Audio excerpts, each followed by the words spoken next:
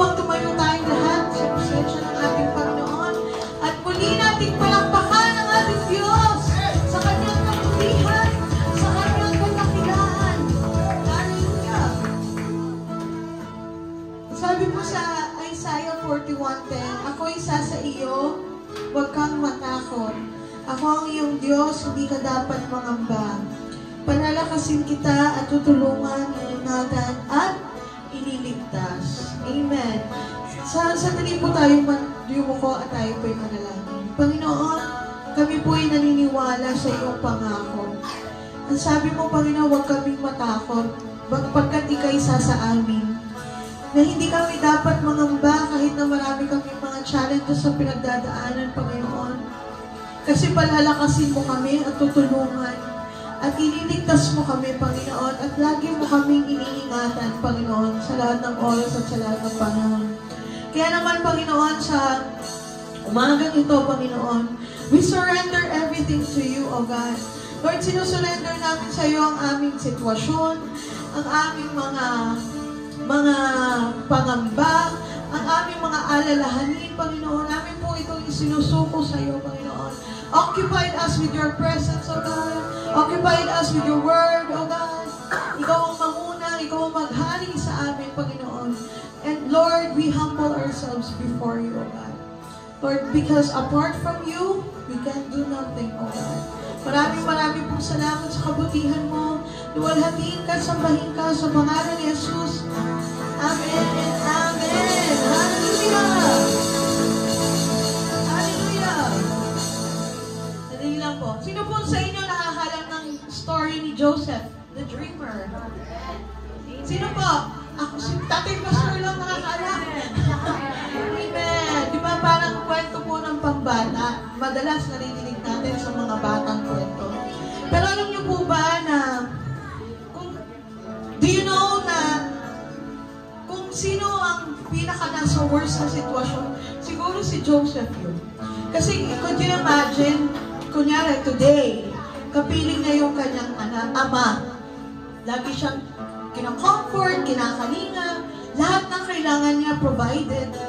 But then, sa isang iglap, ano nangyari? Sa isang iglap, yung brothers niya, binitray siya. What else? Pinagbili pa siya. Naging alipin, hindi po ba? Pero, ano po nangyari? Ano nangyari sa kanya? Sabi niya doon, wala na siyang kahit ano, wala na siyang kahit sino. Lahat tinalikuran na siya. Pero alam niyo, ang lakas ng kanyang pananampalataya, sabi niya, this is not the end. Sabihin mo, it's not the end. When the Lord is with you. Hindi pa tapos dahil kasama natin ang Diyos. Amen? Marahil kapatid, ikaw ay dumadaan sa napakalaking pagsubok na hindi mo kaya kontrolin. Well, I'm telling you, it's not the end. Why? Because God is with you. Sabi mo, God is with me. Kaya naman papurihan natin, sambahin natin ang Panginoon sa umagang ito.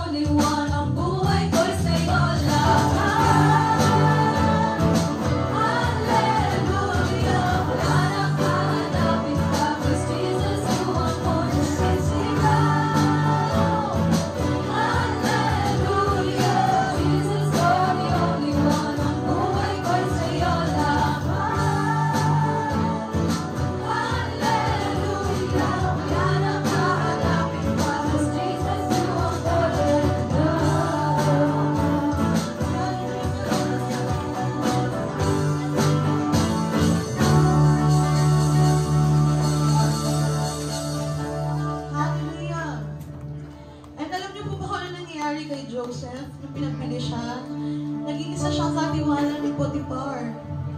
Sabi po sa Biblia, sa Genesis 39:3, and his master, Potiphar, saw that the Lord was with him, with Joseph, and that the Lord made all he did to prosper in his hand.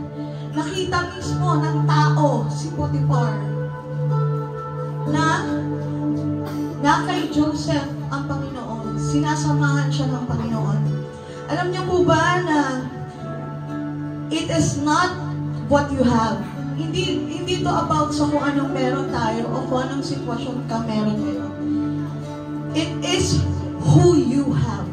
So kayo po yun, hindi to about what you have. It is who you have. Sino po ba yung nakasama natin? Who is that who? Jesus. Who is that who? Jesus. Sabi mo, Jesus is with me. Jesus is with me. And that makes all the difference. Amen? Alam ko, mga kapatid, naranasan nyo ang kabutihan ng Diyos sa buhay po ninyo. Kaya nga tayo nagpapatuloy. Marami tayong mga kahinaan, marami tayong mga pagsubok na nagpapahina talaga sa pananampalataya natin. But right now, pwede bang i-occupy natin yung mind natin with Jesus? Ano ba pagkakilala mo kay Jesus? Whatever it is He, your peace, your conqueror, your deliverer. That's He is. And that's who you have in your life, in our lives. Hallelujah. Oh God, we surrender everything to you, oh God. Sa bawat patak ng luha, sa aking kahinaan, sa bawat luhod at panalangin, di mo ako iniwan. Jesus, ika'y nariyan. Itataas ang aking mga kamay sa Diyos na mabagin, sa akin na tunay, o ang alay ko ay pusong basag, nagpapakumbaba sa iyong presensya, madarita.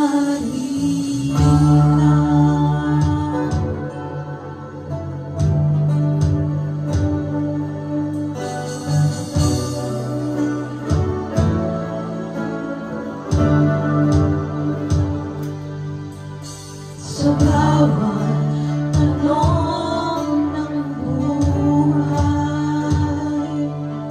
suliranin, di maintindihan. Salita mo'y panghahawakan,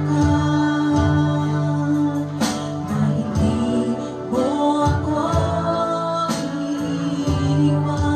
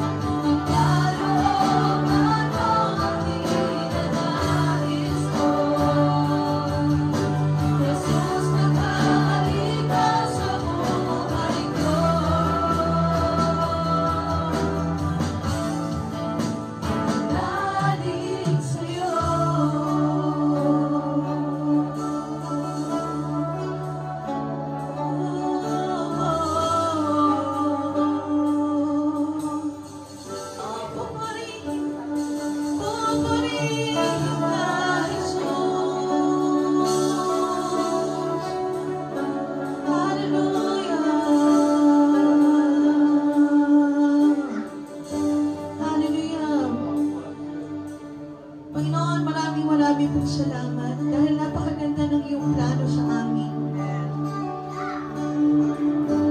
Di pa man kami, nasa sinapupunan pa man kami ng aming nanay. Lord God, alam mo na, nakaprograma na ang buhay namin, Panginoon, dahil sa iyo. Father, sa kabila ng mga negative circumstances sa buhay po namin, O Diyos, Lord, nagpapasalamat kami for always reminding us that it is not the end for us, Panginoon. Lord, hindi pa po ending, Lord God. Lord, we will be successful. Lord, pagtatagumpayan namin yung mga pagsubok na pinagdadaanan namin, Panginoon, dahil sa lakas na kaloob mo, Panginoon Jesus. We are favored, O God. Your unmerited favor is upon us, O God. Hallelujah. Lord, I pray, Lord God, right now, in every family, I declare, in every family, right now, oh God, I declare breakthrough. I declare deliverance, oh God. I declare your power, oh God. Your power, ang kapangyarihan mo lamang, ang mag-usap, manguna, ang banal na spirito, like right now, oh God, ang mag-usap sa aming mga buhay, oh God. Walang tao, walang kahit sino, Panginoon, kundi ikaw lamang, Panginoon. Salamat po, Panginoon, sa iyong pagsama at iyong pangako that you will never leave us nor forsake us. In Jesus' name, amen and amen. Makakaupo na po tayo na. Okay, magandang umaga po sa ating lahat. Kala ko walang tayo. Okay. Napakabuti po ng ating Panginoon. Talagang siyang patuloy na nangunguna sa ating mga buhay. Nais ko lang po i-share sa inyo yung salita ng Panginoon na matatagpuan po sa Philippians o sa Filipos 4:19. At buhat sa hindi na mauubos na kayamanan ng Diyos, ibibigay niya ang lahat ng inyong kailangan sa pamamagitan ni Kristo Jesus. Purihin ang ating Diyos at Ama magpakailanman. Alam niyo po, sa ating buhay, lagi na natin nasasabi, napakahirap naman ang ating sitwasyon. May dumarating po na parang yung kaban ng tipa na nasa ating mga bulsa, sa ating mga wallet, minsan nauubos. Pero pinatunayan ng Panginoon na kahit nagkakaganon, dumarating tayo sa ganong sitwasyon, lagi niya tayong pinaalalahanan na ang kanyang iyaman ay hindi mauubos magpakailanman. Lalo na po tayo nagbibigay at nagkakalog sa Kanya. O hindi po, sabi nga nun, hindi po niya hayaan ang kanyang mga anak ay magkulang. Lahat po ng ating pangangailangan ay pupunuan ng Panginoon. Ayon sa pananampalatayang ating gustong ipakita at ipadama sa ating Panginoon. Kaya sa umaga pong ito, sa ating pagbabahagi ng Kanyang biyayang ipinagkaloob sa atin at natanggap sa natin sa loob ng isang linggo. Nais po natin muling ibalik ito sa Kanya. Huwag po tayong mag-alala dahil yung kung ano man po yung ating ibinigay ngayon, dodoblehin, titriplehin ng Panginoon. Dahil siya, ang kayamanan niya kailanman hindi mauubos para sa ating mga anak ng Diyos. So, magbigay po tayo ng buong kagalakan sa ating Panginoon. Kung ano man po yung ibinigay sa inyo ng Panginoon na gusto niyang ibahagi nyo sa Kanyang kaharian, gawin po natin. At lagi po tayong manampalataya sa ating Panginoon. Huwag po nating alisin yung ating pananampalataya sa Kanya dahil yan po ang magpapalago sa atin. At maintindihan po natin sa bawat araw na hindi tayo pinagkukulan ng ating Panginoon. So, ngayong umaga pong to, tayo po ay dumako sa panalangin at magpasalamat sa kaloob na ating maibibigay at may ibabalik sa ating Panginoon. Manalangin po tayo. Amang banal, Diyos na makapangyarihan sa lahat, maraming salamat, Panginoon, sapagkat naririto kami ngayong umaga para po muling ibalik ang papuri sa iyo. Magpasalamat, Panginoon, dahil sa loob ng isang linggo, binantayan niyo kami. Kinalingan niyo kami, Panginoon, sa mga pangyayari na gaganap sa aming buhay araw-araw. Maganda man o hindi maganda, Panginoon, nakita namin na kayo ay kumikilos, Panginoon, sa bawat pamilya namin, sa bawat individual ng buhay namin, Panginoon. Kaya nga po ngayong umagang ito, Panginoon, karapat-dapat lamang na ibalik namin sa iyo ang nararapat na papuri at pagsamba, Panginoon. Maging sa pagbibigay ng aming kaloob sa iyo, Panginoon. Alam namin, Panginoon, kung wala ka, wala rin kami nito. Kaya ngayong umagang ito, Panginoon, maluwalhati ka po sa aming pagkakaloob. At umaasa kami, Panginoon, kung paano mo kami binigyan sa loob ng 1 linggo. Ganon mo rin kami pagkakalooban ng aming pangangailangan. Purihin ka po, luwalhatiin ka, itaas ang iyong pangalan. Sa dakilang pangalan ng Panginoon Jesus. Amen. Para magsitayo at buksan ang ating mga aklat sa Biblia. Biblia at buksan ang ating mga Biblia sa aklat ng Galatia, Kapitulo 1, talatang 11 hanggang 14. Mga kapatid, nais kong malaman ninyo na ang magandang balitang ipinangaral ko ay hindi gata ng tao. Hindi ko ito itinanggap mula sa tao at hindi rin ito itinuro sa akin ng sino mang tao. Si Jesucristo mismo ang naghayag sa akin ito. Hindi kaila sa inyo kung paano ako namuhay noon bilang kaanib ng mga relihiyon ng mga Hudyo. Walang awa kong inusig ang iglesia ng Diyos at sinikap na ito'y wasakin. Sa relihiyon ng mga Hudyo, nahigitan ko ang maraming kasing edad ko at ako'y lubhang nasugid sa kaugalian ng mga aming mga ninuno. Magsiupo na po tayo. Good morning po. Ayan, good morning naman tayo sa isa't isa at patuloy po natin ibalik ang kapurihan sa ating pong Panginoon. Palakpakan po natin ang papuri sa ating pong Panginoon. Okay. Noong po nakaraang Sunday, kung kayo po ay nakinig sa akin, no?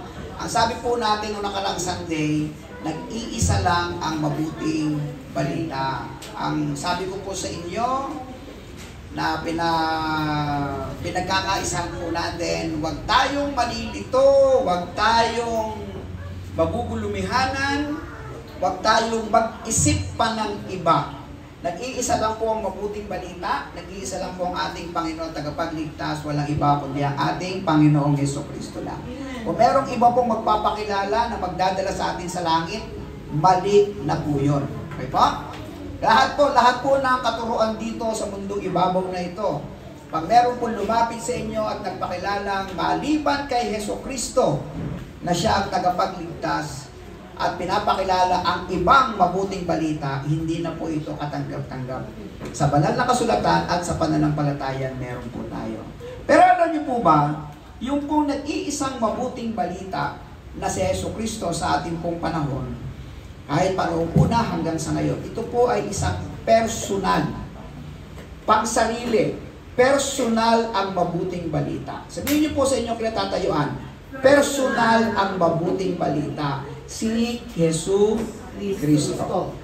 Okay, personal ang mabuting balita, walang iba kundi ang ating pong Panginoong Jesucristo. Alam niyo po yung dalawang salita, yung dependent at saka po yung independent. Okay? Ito pong isa na dependent ay nagsasabi po ng pangangailangan po ng tutulong sa iyo. Okay po? Hindi ko kayang mag-isa, hindi ko kayang tumayo, so kailangan ko ng katuwang, kailangan ko ng katulong. Pag ako po ay nag-iisa na parang hindi ko na kaya, takot na ako. Gusto ko laging may susuporta sa akin. Pero itong independent na isa ay nagsasabi naman na kaya ko nang tumayo sa aking sarili. Okay? Kahit wala kayo, kaya ko ito itayo at kaya kong mabuhay sa akin pong sarili. Sa ating pong personal na pakikipag-ugnayan sa mabuting balita, tayo po ay independent. Okay? Tayo po ay tumatayo sa ating pong sarili. Halimbawa, ang aking pamilya, si Tatay Pastor po ay pastor ng aming pong pamilya. Meron akong may bahay, si Tita Ellen nyo, may 6 akong anak, may 2 apo, may 1 manugang. Sila po ay kanya-kanya ng personal na pakikipag-ugnay sa ating pong Panginoong Jesucristo.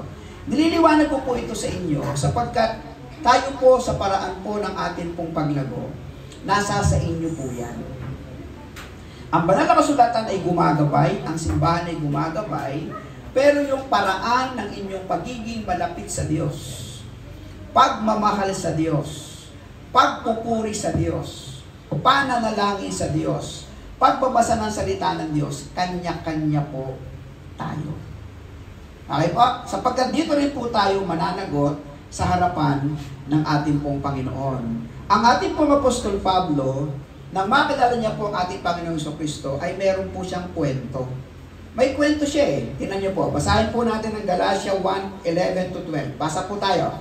Mga kapatid, nais kong malaman ninyo na ang magandang balita ipinangaral ko'y hindi katha ng tao. Hindi ko ito tinanggap mula sa tao at hindi rin itinuro sa akin ng sinumang tao. Si Jesucristo mismo ang naghayag nito sa akin. So, parang ganito, si Apostol Pablo, hindi karaniwan yung kanya naging karanasan. Kasi mismo ang Panginoong Jesucristo ang nagbigay sa kanya ng kapahayagan.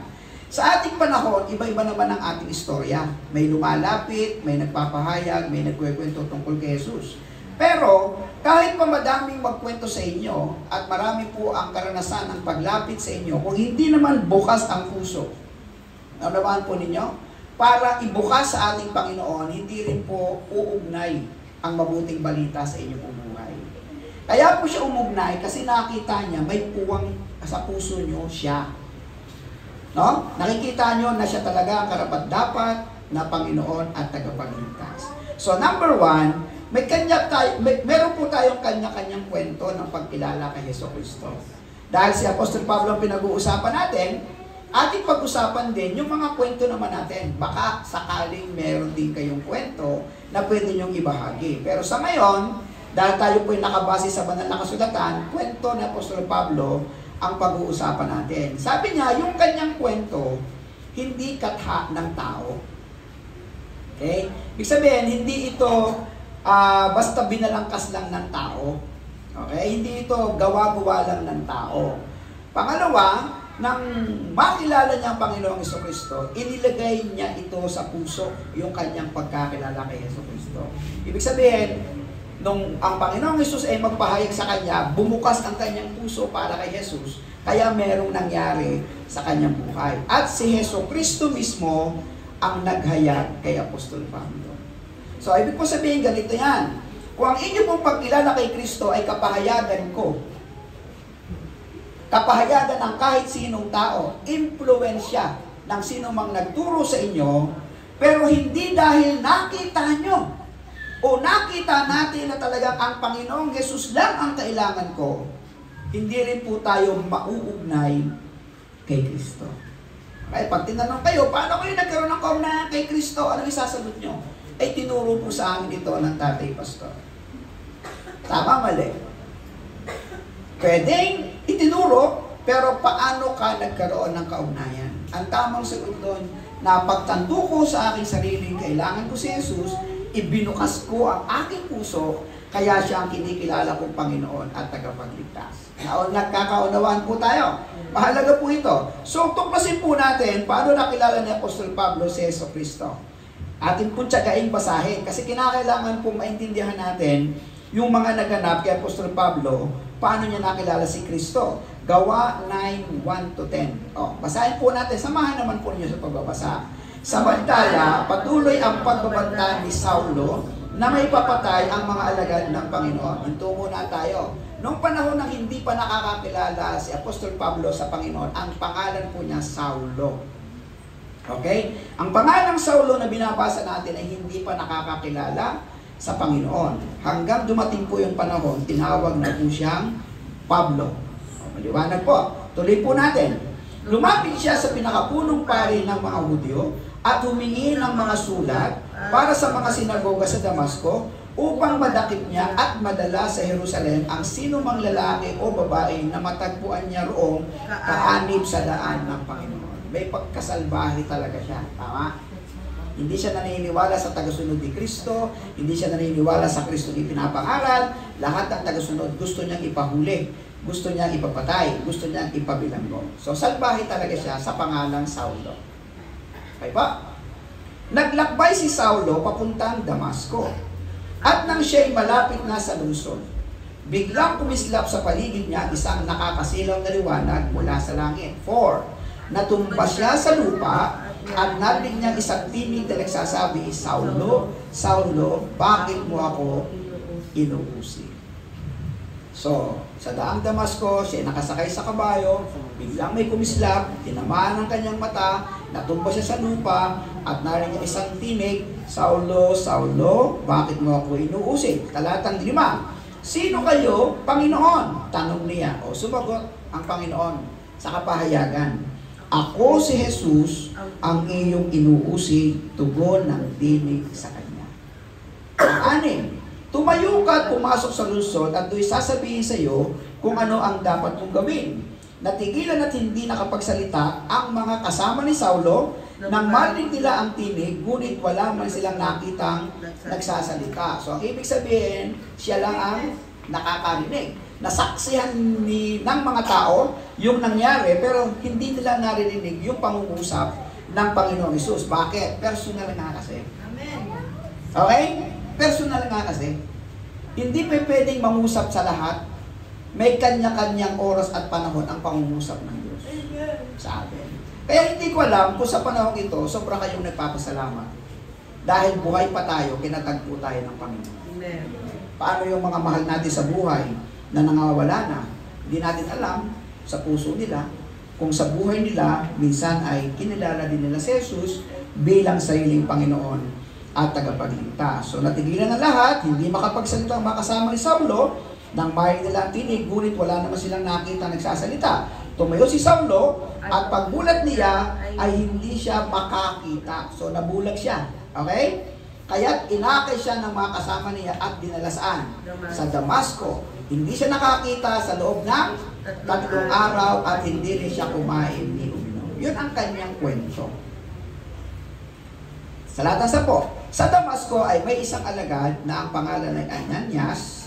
Tinawag siya ng Panginoon sa pamagitan ng isang pangitain. So sa madaling sabi, sa kwento ni Apostol Pablo, may nakaraang pangyayari.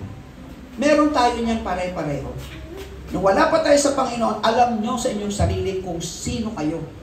Kung gaano tayo katigas ang ulo, kung gaano tayo hindi pinapansin ang salita ng Diyos, kung gaano hindi natin sinasampalatayanan ng Diyos sa buhay natin. Pagkos, nakokornihan pa tayo sa mga nagpe-praise the Lord, praise the Lord. Tinatawanan pa natin sila. Hindi naman natin alam, darating ang panahon, isa na rin tayo sa tinatawanan nila na nagpe-praise the Lord. Diba? Pero nung una, sobra yung ating pagbatikos. May itinakdang oras, lugar, at araw. At siyempre, ito ang pinakamahalaga. May misyon ang Diyos sa bawat isa. Alam nyo ba yun?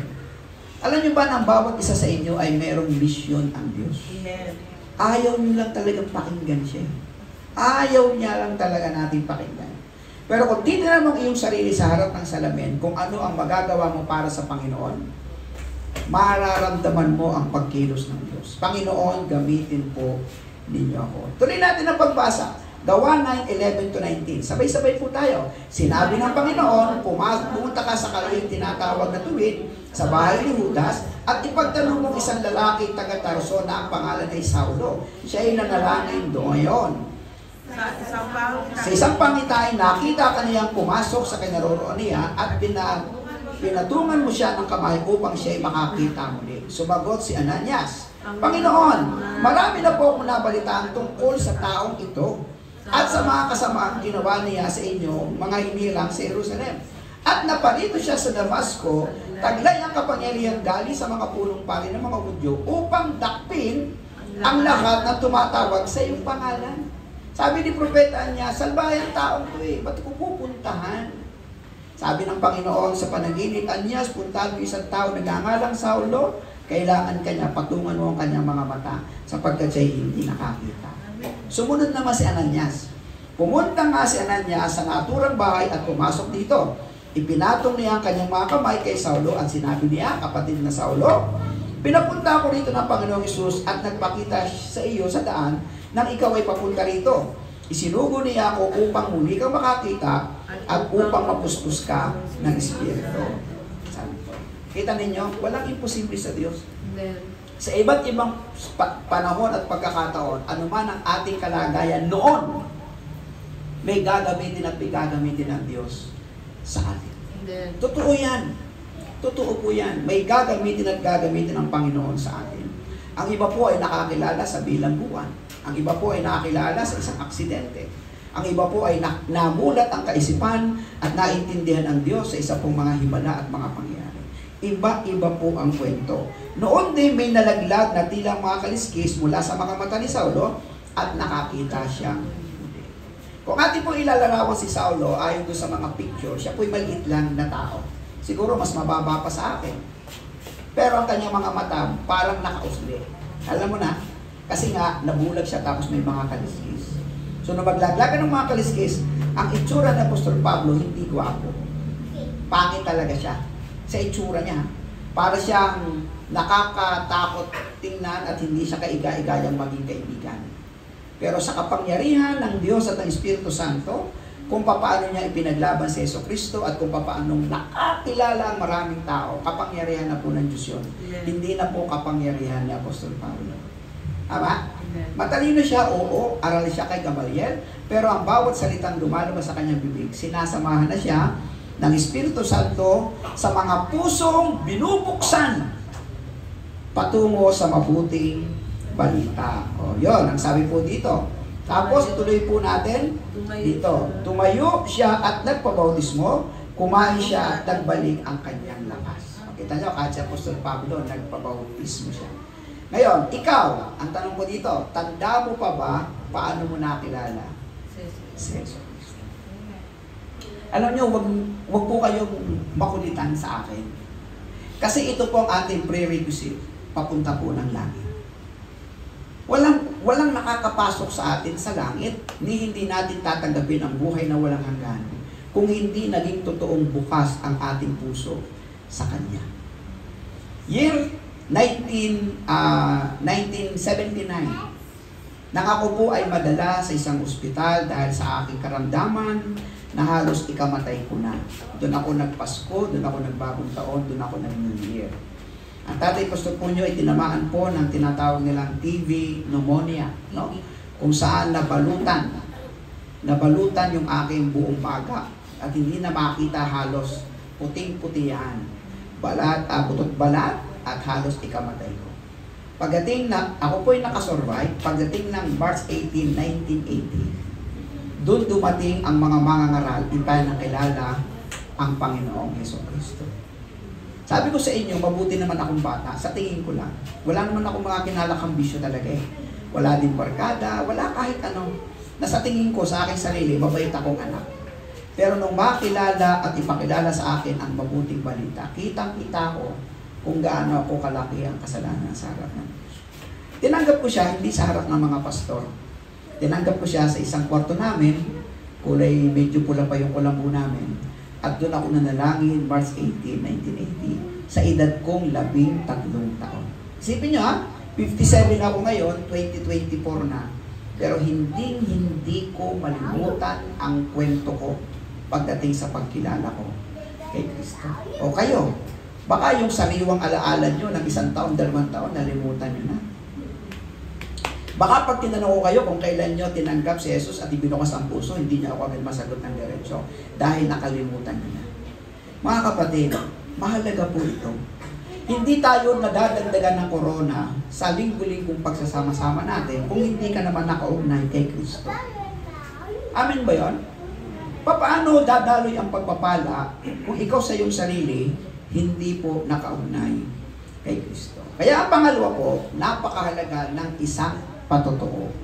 Mahalaga po yan. Galatia 1:13-14. Basahin natin. Hindi kaila sa inyo kung paano ako namuhay bilang kaanib ng relihiyon ng mga Hudyo. Walang awa kong inusig ang iglesia ng Diyos at sinikap na ito'y wasakin. O yun ang kanyang kwento. Sa relihiyon ng mga Hudyo, nahigitan ko ang maraming kasing edad ko at ako'y lubhang masugid sa kaugalian ng aming mga ninuno. Sa patotoo natin, merong kwento ng dating buhay nang wala ka pa kay Kristo. Tama? Amen. Pare-pareho tayo dyan merong kwento. Ano man ang buhay mo, meron talaga napakasama, meron talaga sobrang sa tingin nyo napakamakasalanan. Pare-pareho tayong may kwento. At sa kabila noon, meron din tayong kwento ng pag-aakala na tama ang mali. Kaya tayo, nung wala pa tayo sa Panginoon, kahit gawa tayo ng gawa ng kasalanan, okay lang. Kasi yung mali, inaakala natin tama at tanggap ito sa society. Tama ba yan? Ganyan po ang buhay natin pare-pareho. Pero sa kabilang banda, meron naman tayong kwento ng pag-amin ng pagiging makasalanan. At ito ang importante sa lahat. Yung nakita nyo, nakita ko, nakita mo sa iyong sariling makasalanan ka, ang laki-laki ng pagkukulang ko sa iyo, Panginoon, mapapahamak ako, pero inibig mo ako, namatay ka para sa akin, nagtigis ka ng dugo para sa kapatawaran ng aking kasalanan. Ngayon, tinatanggap ko ang aking pagiging makasalanan, at ngayong araw na ito, ngayong oras na ito, Panginoon, pagharian mo ang buhay ko. Ibinubukas ko ang aking puso. Amen. Doon mananahan ang banal na espiritu sa buhay po natin. Kaya hindi po kayo pinagbabawalan. Kung gusto nyo tanggapin si Jesus, nung panahon na tinanggap nyo, malabo. Nung panahon na tinanggap nyo, hindi pa kayo sigurado, huwag po nyo isugal ang langit at ang buhay na walang hanggan. Tumiyak kayo ng isang relasyon sa Diyos na tama ang inyong kaugnayan sa Kanya. Okay? Unang Timoteo 1:15-16. Totoo ang pahayag na ito at dapat paniwalaan ng lahat. Basa, si Kristo Jesus ay dumating sa sanlibutan upang iligtas ang mga makasalanan at ako ang pinakamasama sa kanila. Kita niyo na? Lahat ang tinawag ng Panginoon Kristo, mga mangingisda. May mga kasalanan pa konti-konti, pero ako iba. Sabi ng Apostol Pablo, ako ang pinakamasama sa kanila.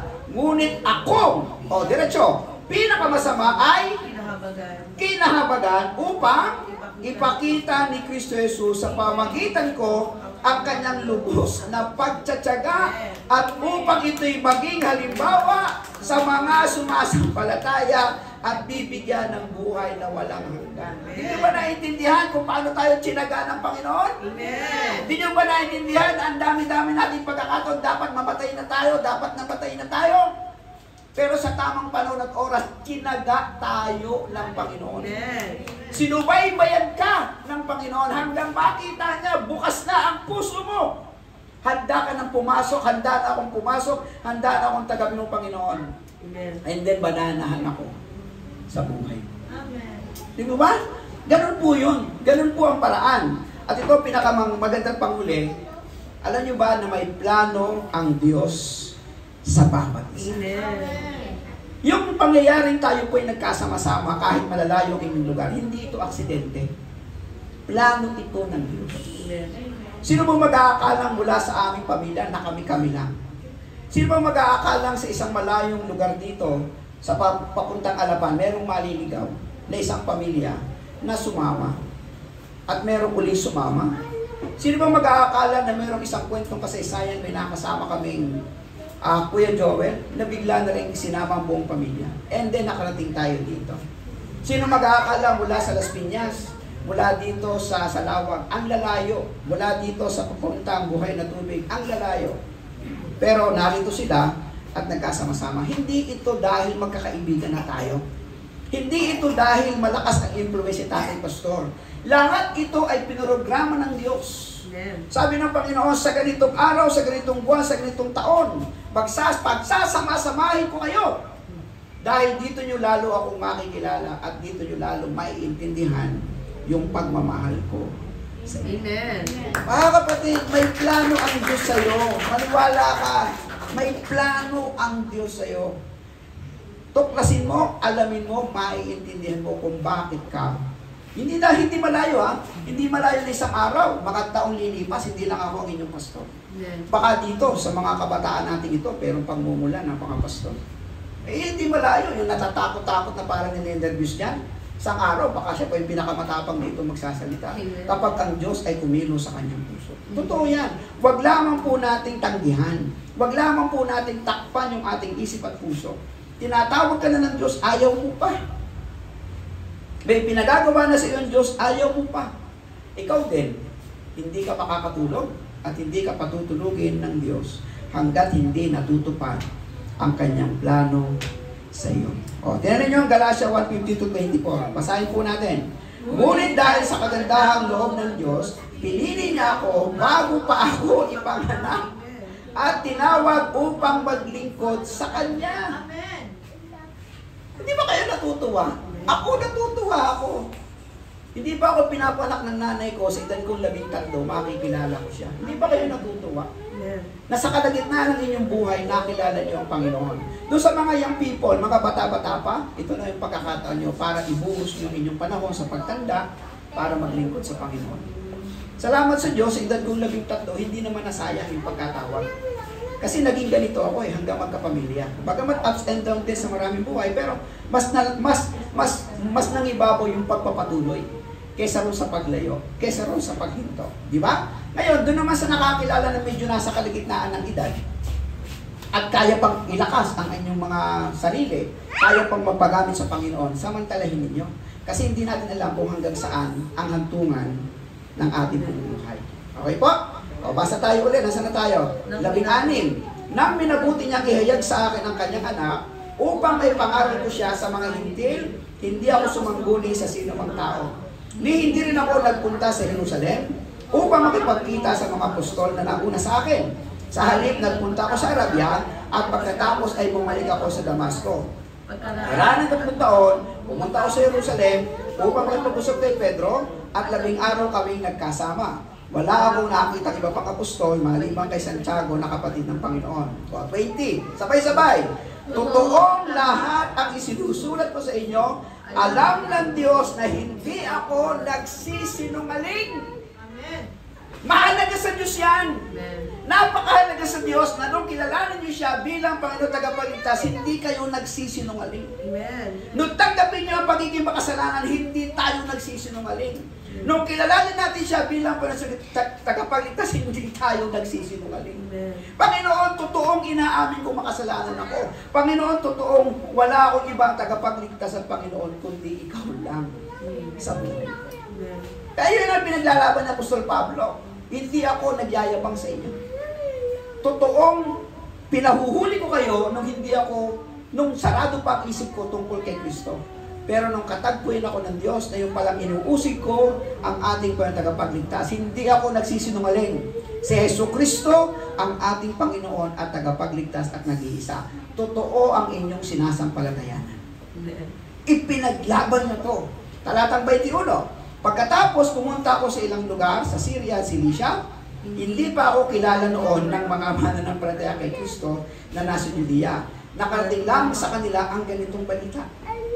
Ang dating umuusig sa atin ay nangangaral na ngayon ng pananampalataya, dati sinikap niyang wasakin. Kaya nagpuri sila sa Diyos dahil sa alam niyo mga minamahal kong anak sa pananampalataya, kahit hindi kayo magsalita, yung mga nakasaksi ng magulo niyong buhay, yung mga nakasaksi ng buhay niyong malayo sa Panginoon, pag nakita yung pagbabago, kahit hindi na kayo magsalita, buhay mo na ang magpapatotoo tungkol sa ginawa ni Kristo. Totoo po yan. Totoo po yan. Kaya po ang inyong mga kapitbahay, kaibigan, kakilala, isasama sa inyo. Dalhin niyo po sa darating nating concert. Pagkakataon para makilala nila ang mabuting balita. Sabi ni Pablo, ang nangyari sa akin ay ayon sa kagandahang loob ng Diyos. Sabi ni Pablo, ang nangyari sa akin ay sa kanya-kanyang panahon. Ito ang pinakahuli. Panahong hindi dapat palampasin. Kung marami ng pangungusap sa inyo ng Diyos para paglingkuran siya, huwag niyong palampasin. Huwag niyong palampasin. Kasi dyan magsisimulang kumilos ang Diyos sa buhay natin. Panahon ng mga kabataan po natin, tinawag si Ryan, hindi niya pinalampas. Kita niyo naman ang ginagawa ng Panginoon sa buhay ni Ryan. Kahit pagod na pagod, galing sa kanyang OJT, pag sinabing merong practice, pumupunta dito. Ramdam namin ang bigat ng kanyang katawan. Humihigab eh. No? Ramdam namin yung pagpagod. Si Ayesha, napunta dito kahit pagod na pagod. Ramdam namin kasi natutulog eh. No? Kita-kita eh. Hawak ka sa cellphone pero tulog na. Pero pinipilit. Alam niyo yun? Kasi may pagkatawag ang Diyos. At ayaw palampasin yung panahon at pagkakataon. Pagkatapos dumating naman si Aiki. Nung una panonood ko sa YouTube, gwapo si Aiki. Habang tumutugtog. Nung pangalawa kong panonood, lalong gumagawa po si Ike. Lalo na ngayon, sa panahon ito, nagpagamit siya. At ang balita ko si J-Rod, meron na rin drum set na nag-aaral para dito. Mga kapatid, kahit mapuno ito ng mga awit, okay kay Lord John. Kahit ang gusto niyong talento, umabot at umabit, okay kay Lord John. 4 na buwan sa isang buwan, meron tayo. 4 na linggo sa isang buwan, meron tayo. Meron pang 5. Kahit kayo lahat na nalilingkod sa Panginoon, mga awit, mga gustong maglingkod sa Panginoon, gawin ninyo. Ha? Yung mga mahihilig dyan magdekorasyon, tingnan ninyo kung anong kulang. Gamitin nyo ang inyong mga talento. Gamitin po ninyo kung ano yung inyong mga talento at gagamitin kayo ng Panginoon. Okay, Jeremiah 1:4-8. Oh, ito gusto ko, basahin natin lahat. Napakaganda ng mensahe kay Jeremiah. Sinabi sa akin ni Yahweh, bago ka pa ipinaglihi at ipanganak, ay pinili na kita upang maging propeta para sa lahat ng bansa. Ang sagot ko naman, Panginoong Yahweh, hindi po ako magaling na tagapagsalita, bata pa po ako. Subalit, ang sabi niya sa akin, huwag mong sabihin, bata ka pa.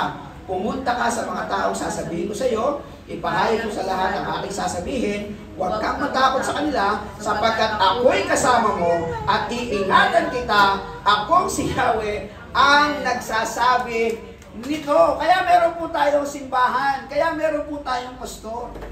Pag meron pang umusap ang Diyos, hindi nyo alam kung ano sasabihin, punta kayo kay Tatay Pastor, punta kayo sa simbahan, ipahayag nyo. Ipahayag nyo. No, Pastor, meron po akong naisip para po sa ating sa gawain ng Panginoon. Gusto ko pong i-share. Kukumpirmahin natin yan, mabuti ang iyong nasa puso. Sige, gawin mo para sa Panginoon. Lahat po yan. Gagawin ng Panginoon para sa atin. Kaya yung aking pong huling statement, kung may pangungusap sa iyo ang Diyos, tumalima ka at sumunod ka. Yun lang. Pag may pangungusap sa iyo ang Diyos, tumalima ka at sumunod ka. Okay? Pagkat ang mabuting balitang sa Jesucristo ay isang personal na tatagpuin tayo ng ating Panginoon. Alam nyo, merong isang napakasayang awit na gusto ko ipaawit bago tayo mag-closing. Yung kauna-unahang inawit nyo na masaya. Ano yun? Hari na lahat. Tumayo tayong lahat. Dali. Yung ating yada team, punta kayo dito. Mag-celebrate tayo. I-celebrate natin yung hari ng mga hari at Panginoon, ng mga Panginoon, na siyang tatawag sa atin, na siyang gagawa ng paraan para tayo po ay makapag-ipon sa Kanya. Tara po. Aamit po tayo. Oh, Kuya Ryan. Oh. Nasa si Kuya Aiki. Ayan, nandiyan na si Kuya Aiki. Ayan. Okay. Oh, ready na tayo? Okay. Okay. So, awit tayo. Awitin natin ito ng masaya, awitin natin ito ng may pag-indak, awitin natin ito may pagpalakpak, sapagkat ito ay deklarasyon. Panginoon, salamat po sa personal kong buhay, na kilala kita, tinanggap mo ako, kilala mo ako, bilang sa iyo, Panginoon, at nanawagan sa atin ang lahat.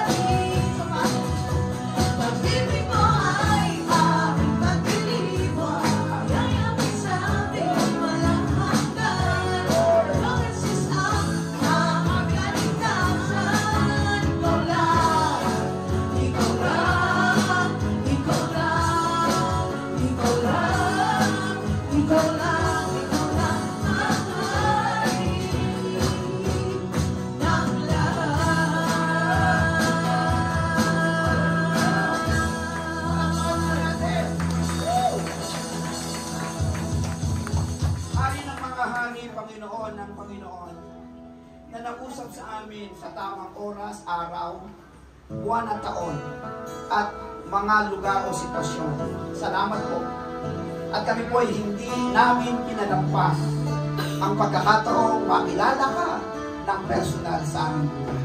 Salamat po na bukas ang aming puso sa kanagdahang doon mo para kilalanin ka bilang nag-iisang mabuting balita ng aming pong puso. Mula mo po sa aming maruming karanasan, madilim na nakaraan, salamat po, meron kami unti-unting patutuo ng pagbabago mo po sa aming buhay. Yayakapin ka namin sa aming isip, yayakapin ka namin sa aming puso. Hindi namin ikaw pakakawalan, Panginoong Hesus, dahil nasa iyo lang ang buhay na walang hanggan. Ikaw lang ang daan, ikaw lang ang katotohanan, at ikaw lang ang buhay. Dalangin ko po, Diyos, sa maliit na grupo, pinagkatiwala niyo po sa amin. Sa mga kapatid namin naka-online ngayon, sa mga nanonood po ng live, i-extend niyo po ang iyong magpapala, ang iyong mabuting balita, at na may patuloy nilang isang isip at isang puso, ang ikaw lamang, Panginoon, at wala na iba. Salamat po, Diyos. Muli, sa aming pong paghiwa-hiwalay, makaingatan niyo po kami at gabayan sa bansang aming pong kinabibilangan, maging asin at ilaw po kami sa aming Diyos Ama, na napakatsaga at inantay kami sa kanya-kanya naming panahon hanggang makilala namin ang kanyang anak na si Jesucristo.